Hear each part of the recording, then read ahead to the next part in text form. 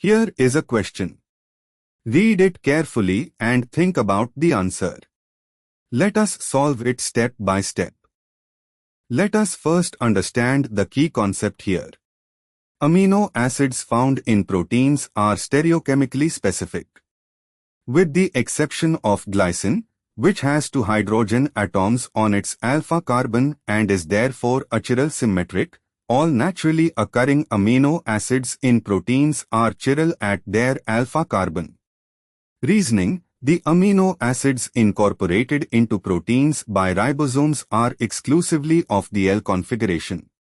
The LD nomenclature is based on the Fischer projection convention, comparing the spatial arrangement of groups around the alpha carbon to L and diglyceraldehyde.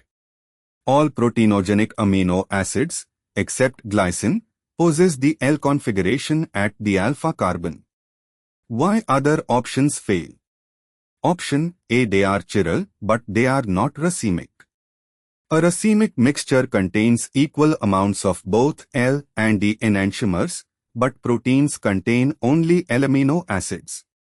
Option C: DR configuration does not uniformly describe proteinogenic amino acids. Most L amino acids have S configuration by CIP rules, but a few exceptions exist. Example: cysteine is R due to sulfur's high priority. Therefore, R configuration is not the correct general descriptor. Option D: while most L amino acids do have the S configuration by CIP rules, this is not universally true for all proteinogenic amino acids. Cysteine is L but R by CIP.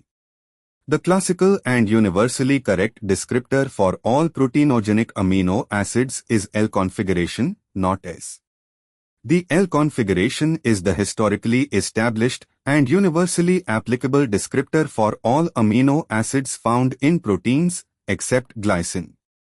Therefore, the correct answer is B.